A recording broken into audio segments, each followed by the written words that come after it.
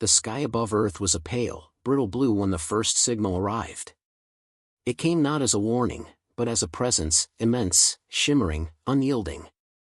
Above the Atlantic, a translucent vessel of impossible geometry hovered silently, casting a shadow that swallowed the sunlight in uneven swathes. Millions paused in unspoken awe, capturing the sight on every device, from satellites to smartphones, and in every corner of the planet, hearts thumped with the same primal mixture of fear and fascination. The message was simple. Its delivery, cold.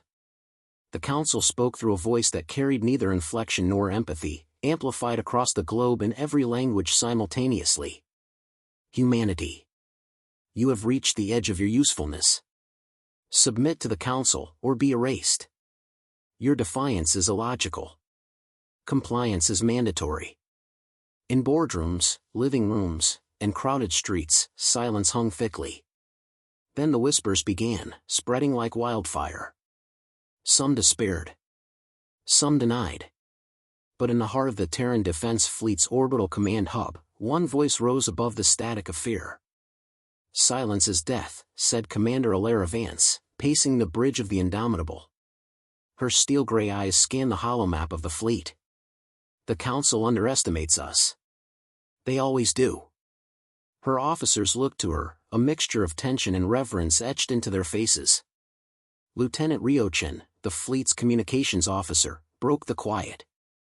Commander, the Council's fleet is massive.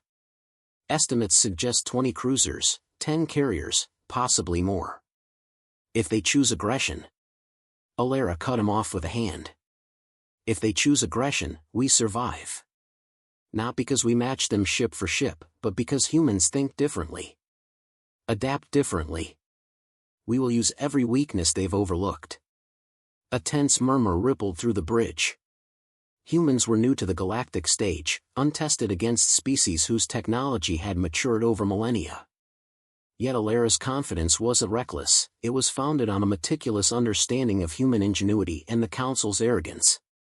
In the Council chamber below Earth's orbit, political leaders argued in sharp, rapid-fire bursts. Some demanded immediate capitulation, citing the Council's overwhelming power and the cost of resistance. Others, a smaller but vocal faction, argued for defiance, invoking human history, from the resilience against natural disasters to the triumphs over tyrants. From the central console, Alara addressed the debate. History favors neither the weak nor the timid. It favors the decisive. The Council has never faced humans on our terms. They don't know how we respond when cornered. She leaned forward, resting both hands on the console, her uniform crisp against the sterile light of the bridge. We'll mobilize immediately. Recon teams, intelligence sweeps, fleet readiness protocols.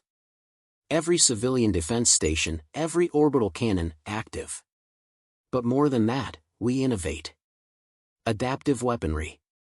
Maneuvers they won't anticipate.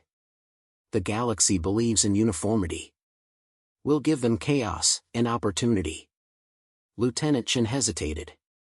Commander, the Council could destroy us in hours. Even your plans. Alara's gaze was unwavering. Even my plans are secondary to what humanity brings to the fight. Ingenuity. Courage. Risk-taking. They think we're predictable because we're young. We are unpredictable because we are human.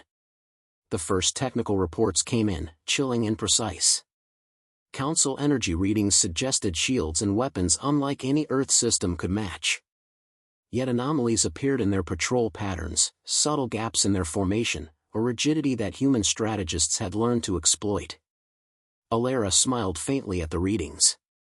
You see, she said, tapping the console. They think perfection is strategy. We know perfection is an illusion. The bridge went silent as the enormity of their task settled. For all the training and preparation, nothing could prepare humanity for the presence of a galactic authority. It wasn't just firepower, it was judgment, expectation, the weight of millennia of species that viewed humans as a dangerous, undisciplined variable. The first Council liaison appeared as a hologram above Earth's surface, voice cold again. Cirith, the Archon, a figure of shifting geometry, unnervingly symmetrical, with eyes that held no mercy. "Commander Vance," he intoned, "your defiance is noted. Submission is not negotiable. Humanity has 36 hours to comply." Alara's hands clenched at her sides. She forced calm into her tone, replying with measured clarity. "Archon Cirith, Earth has always endured. We have risen from fire, plague, famine, and war. You mistake silence for submission. We will not kneel. We will rise, and you will understand humanity not by fear, but by necessity." The hologram flickered, Ciritha's geometry warping as if amused by her boldness. "Pride will not save you, Commander. Your species is inefficient. Calculated elimination is imminent." Alara cut the link, leaving the bridge in an eerie stillness. Around her, the fleet crews moved with practiced precision, executing drills that were more instinct than instruction. Each action reinforced the unspoken truth: fear could not dictate their choices. Later, Alara convened a council of the most trusted human leaders, scientists, tacticians, and engineers, on board the flagship. Dr. Mira Patel, chief weapons engineer, spoke first. "Commander, if we attempt to mimic their energy shields, we will fail. But if we innovate dynamic shielding combined with adaptive plasma modulation, we might disrupt even their formations." Alara nodded sharply. "Exactly. Predictability is their weakness. We create the unpredictable. Every movement, every calculation, every strike must be uniquely human." Another officer, Commander Luis Ortega, voiced a concern. "Civilian morale is fragile. Global panic could compromise our mobilization." Alara's voice carried conviction. "Then we show them courage. Humanity's resilience isn't just technological, it's cultural, emotional, moral. We broadcast strength. Our people will see that defiance is not suicide. It is survival." Night fell across the planet, but the Council's shadow never lifted. Orbital stations hummed with activity, satellites adjusted course, and fleets of reconnaissance drones slipped silently toward the edges of the alien vessel. Below, humans argued, strategized, and prepared, not for submission, but for the impossible task of showing the galaxy why humans could not be ignored.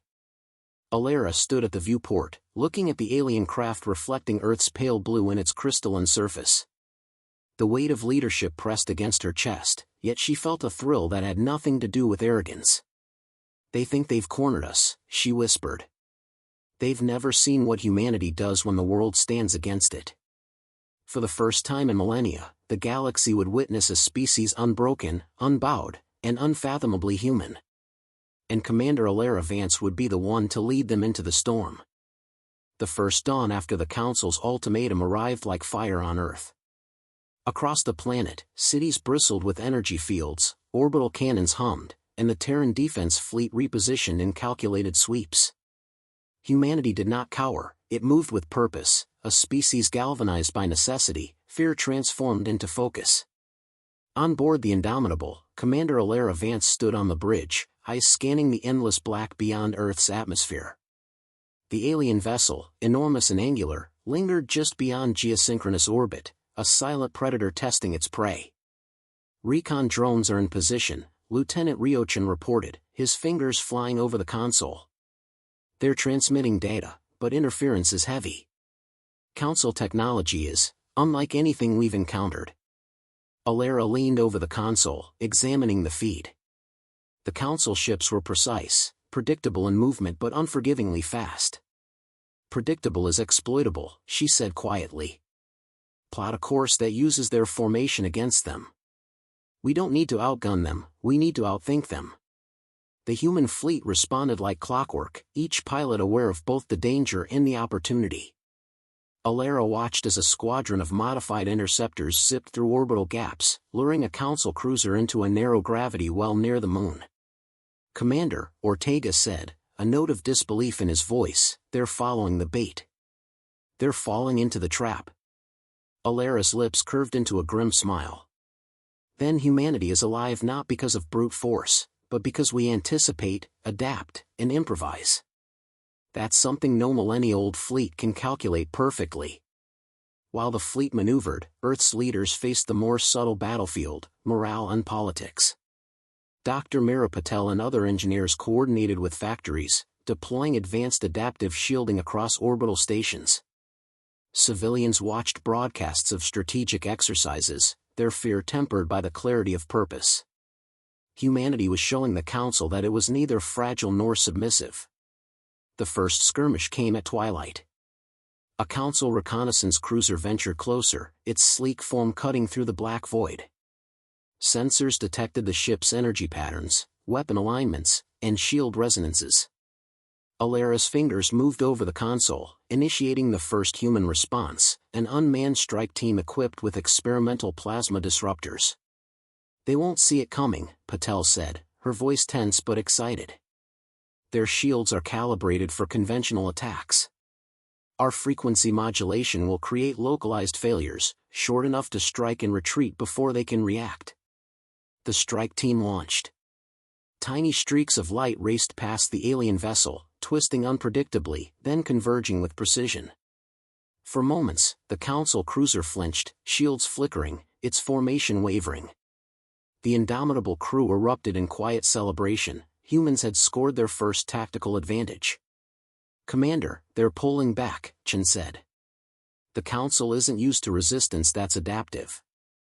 They're recalculating." Alara straightened, her voice steady. "And that recalculation is exactly what we want. Humans are not just fighters, we are variables they cannot predict. Every time they respond, we learn. Every move we make teaches us more about them." Even as the battle raged above, internal threats persisted. The Council had planted sympathizers on Earth, seeking to destabilize the human response from within. Intelligence Officer Nia Kwan reported a breakthrough. One of the agents had been identified within a critical communication hub. "Commander, the mole is contained," Kwan said. "We have secured the channel and neutralized sabotage attempts. They underestimated our vigilance." Alara nodded. "Humanity doesn't rely on fear to guide us. We rely on observation, reasoning, and action. Every mistake they make is an opportunity for us to turn survival into strategy." The confrontation intensified as the Council dispatched a second fleet contingent. These ships moved with deadly precision, forcing the Terran Defense Fleet into evasive patterns. Alara called a council of her senior officers to coordinate responses in real time. "Split the fleet," she ordered. One group engages directly, drawing their attention. The second group executes flanking maneuvers. We create chaos in their order without losing cohesion. Every decision is a calculated risk. "Calculated or not," Ortega muttered, "it's still audacious. They can destroy us before we even reach effective range." "Then we make the impossible effective," Alara replied. Her gaze hardened. "Humans are audacious by nature. Courage is not absence of fear, it is action in spite of it. That's why we survive. That's why we will endure." As dusk settled over Earth's horizon, the battle unfolded in orbit. Council cruisers advanced, targeting the main human fleet, yet each human maneuver, each unexpected angle of approach, forced the Council to hesitate. Small victories accumulated, a disrupted weapon system, a minor cruiser damaged, drones that slipped undetected through sensor blind spots. Alara communicated directly with her pilots. "Use their expectation against them. Don't follow patterns, they anticipate predictability. Trust your instincts. Trust each other." The human squadron executed with precision. One pilot, Lieutenant Mara Jensen, piloted a nimble interceptor through a narrow cluster of debris, drawing fire from two Council vessels before weaving out and transmitting real-time data on shield weaknesses. "Good work," Alara acknowledged. "Every action you take teaches us more than raw firepower ever could." Meanwhile, the political and civilian side of Earth held. Governments broadcast coordinated messages emphasizing unity, technological ingenuity, and human resilience. Citizens contributed by volunteering for planetary defense tasks, monitoring space debris, and assisting with communications. Humanity's collective spirit became a weapon, intangible yet powerful. By the end of the engagement, the Council fleet had withdrawn slightly, reassessing the humans they had intended to crush. Alara's fleet, though battered, remained operational, and Earth had demonstrated something far more dangerous than brute strength: human unpredictability, resilience, and coordinated ingenuity. As Silence returned to orbit, Alara stood at the viewport, watching the Council vessels recede. Chin approached cautiously. "Commander, they're reassessing, yes, but next time, they won't hold back." Alara's eyes gleamed with determination. "Then we keep learning, keep adapting. They think we're a young species. They think we're naive. Let them realize that humans are not just young, we are relentless. Unconventional. And in our unity, unstoppable." The stars stretched endlessly beyond the viewport. Each distant point of light reminded humanity of the vastness of the galaxy, and the stakes of their defiance. Alara turned to her officers. "Prepare for the next engagement," she said, voice low but unyielding. "We've sent a message: humanity does not kneel.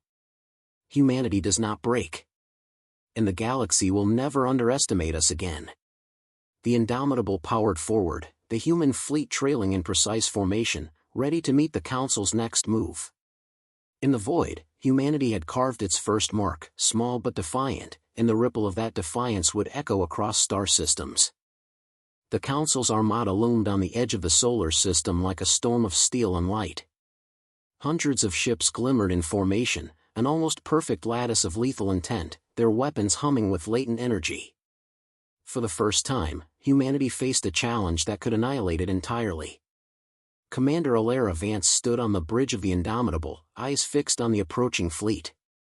Around her, officers and pilots moved with disciplined urgency, but the tension in the room was palpable. For all the drills and simulations, this was real, death or survival, executed in fractions of a second. "Commander," Lieutenant Ryochin said, his voice steady despite the situation, "Council signals are coming in. They're offering one last chance. Surrender now and spare billions of lives." Alara's jaw tightened. "And let them decide our fate?" Humanity does not bargain with extinction. We act. We endure. We fight. The bridge crew exchanged glances. Fear was present, but it did not dominate. This was what Alara had trained for: human ingenuity unleashed under pressure, without hesitation. The battle began not with fire but with maneuver. Alara ordered the fleet to split, creating the illusion of disarray. Small squadrons darted unpredictably, weaving through asteroid fields and the remnants of orbital debris. Council sensors, calibrated for precision, struggled to track the unpredictable patterns. "Deploy the disruptor arrays," Alara commanded. "Target the cruisers on our left flank. Use the interference fields to force recalculation." Dr. Mira Patel's fingers danced across her console. "Shields are holding, for now. Adjusting the modulation, sending feedback in real time.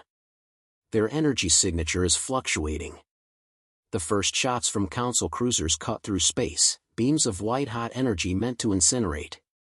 Interceptors spun, twisted, and countered with plasma pulses tuned to destabilize the alien shields. Ships rocked violently as the arrays hit, creating microshocks in Council armor. "Direct hit!" Patel shouted. "Cruiser 12 shields at 30%. They're compensating too slowly." Alara's grin was sharp, precise. "Good. Keep the pressure. Every miscalculation is our advantage." Meanwhile, espionage threads on Earth unraveled. Council sympathizers had attempted to compromise communications mid-battle, but Intelligence Officer Nia Kwan intercepted the breach. "Commander," she reported, "they tried to scramble our tactical arrays. We isolated the source and rerouted all transmissions. Countermeasures deployed. They won't interfere again." Alara nodded, turning her attention back to the void. Humans don't rely on interference, they rely on insight. On adaptability. They underestimated our cohesion. They underestimated our courage. The Council fleet began to retaliate in full force. Cruisers concentrated on high-priority targets, their energy cannons lancing through space with lethal accuracy. Human ships absorbed damage, maneuvered around the brunt of attacks, and counterattacked with adaptive strategies that no simulation could predict. Lieutenant Mara Jensen piloted an interceptor through the chaos, weaving through energy blasts and debris. "Commander," she said over the comm, voice tight with adrenaline, "I've found a weak point in their left formation. Narrow corridor, shields intersecting improperly." "Exploit it," Alara ordered. "Use every available asset. Precision over brute force. Humanity thrives where others see risk as death." The squadron surged through the gap. Council cruisers, forced into defensive patterns, were exposed momentarily. Plasma disruptors slammed into vulnerable holes, sending fragments spinning into the void.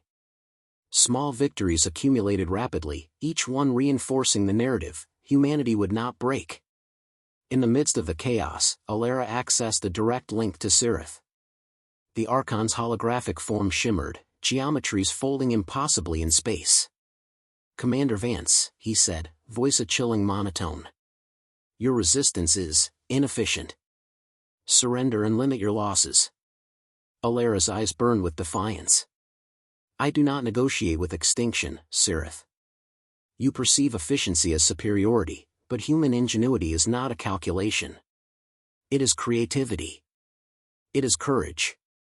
And it will endure where you fail." A pause, like a heartbeat stretched across light years. Sirith's form warped slightly, an expression humans might have called annoyance. "You are fortunate your species is small. Otherwise, I would extinguish you for the inefficiency of your kind." "Fortunate," Alara replied, her voice calm but piercing. "No. We are fortunate because you underestimated us. And that is a mistake you will never make again." The climax of the battle approached. The Council dispatched their most massive vessels, carriers bristling with fighter squadrons, intending to crush Earth's fleet in a single, decisive strike. Alara's hand rested on the command console. Every officer knew their part: precision, timing, improvisation. "Focus fire on the lead carrier," Alara ordered. "Coordinate with interceptors to distract and divide their attention. We'll collapse their formation from within." Predictable response equals failure. Humans executed the maneuver flawlessly. Drones slipped past sensor sweeps, adaptive plasma pulses tore into structural weaknesses, and interceptors danced around volleys of energy fire. One by one, Council ships faltered, shields failing, systems overloading. "Carrier down," Patel cried. "They're pulling back." Our countermeasures worked. Alara allowed herself a brief moment to absorb the victory. Not complete annihilation, but a strategic triumph. Humanity had survived the impossible and forced even the Council to reconsider. Sirith's hologram flickered, now distorted. "Commander Vance, your species is unpredictable. This is unsustainable." Alara's response was steady, unwavering. "And this is humanity. We survive not because we follow expectation, but because we defy it. We endure because we choose to.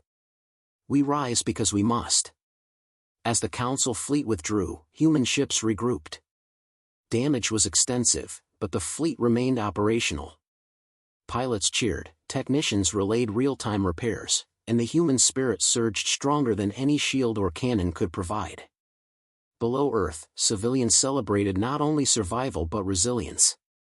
Humanity had stared at annihilation and chosen unity, ingenuity, and defiance. Political disputes quieted, engineers and scientists continued their innovations, and humanity as a species proved it could rise above fear. Alara stood at the viewport one last time, the stars beyond reflecting both the devastation and the triumph. She turned to her officers. "This is only the beginning. The Council will return, but they now know one truth: humanity is not a species to control, contain, or dismiss. We are the unexpected variable, and the galaxy will remember us." The Indomitable powered forward, fleet trailing in perfect formation. Every ship, every crew member, every human heartbeat with a single, defiant rhythm: survival, ingenuity, and the unyielding certainty that humans, against impossible odds, could change the course of the galaxy. Silence fell across the fleet after the Council's retreat, but it was not peace. Every sensor scan, every communications intercept, reminded Commander Alara Vance that the war was far from over. The Council's withdrawal was tactical, not forgiving. Humanity had won a battle, but the war for recognition, for survival, had just begun.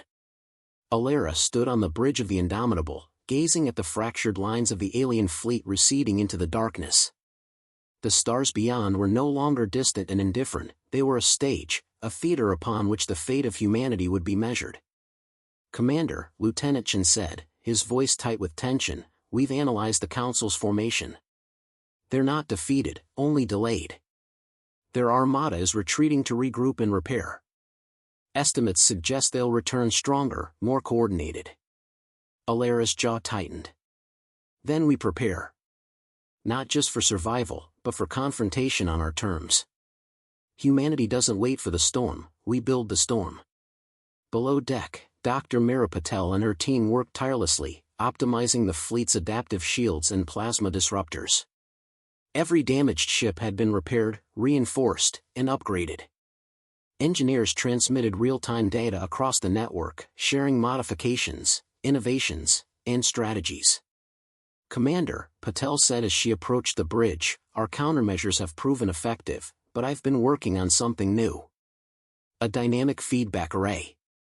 It can anticipate shield resonance shifts and exploit them in real time. It won't just defend, it will turn their weapons against them." Alara's eyes brightened. "Then deploy it. Humanity's edge isn't firepower alone, it's our creativity, our ability to improvise under pressure." Meanwhile, Intelligence Officer Nia Kwan briefed Alara on the Council's covert operations. "Our analysis shows multiple attempts to infiltrate Earth's defense grid. They've tried, failed, and adapted. They will attempt again. We need a counter-strategy that predicts not just actions, but intentions." Alara nodded. "Then we become the unpredictable variable. Every move they anticipate, we adjust twice. Every expectation, we overturn." The Council's return came faster than expected. A massive armada, even larger than the first, pierced the outer reaches of the solar system. Alara called the fleet to full alert. Every ship was positioned, every pilot briefed, and every civilian station prepared. Humanity would not be passive, it would strike with precision and ingenuity. "Focus on their communication nodes," Alara commanded. "If we disrupt their coordination, even briefly, we can create chaos in their ranks. Small openings are all we need." Lieutenant Jensen's interceptor squadron launched into the void, darting through the alien fleet's formation. Using the dynamic feedback arrays, human weapons found weak points in shields that the Council had assumed impervious. Energy beams intended to obliterate were reflected, diffused, or redirected. The Council cruisers faltered, unsure of the sudden unpredictability of their opponent. "Commander, shields on Cruiser 19 are fluctuating wildly," Chen reported. "They're losing synchronization. Their formation is breaking apart." Alara's voice was sharp, unwavering. "Exploit it. Every moment counts. Humanity's strength is in the unexpected.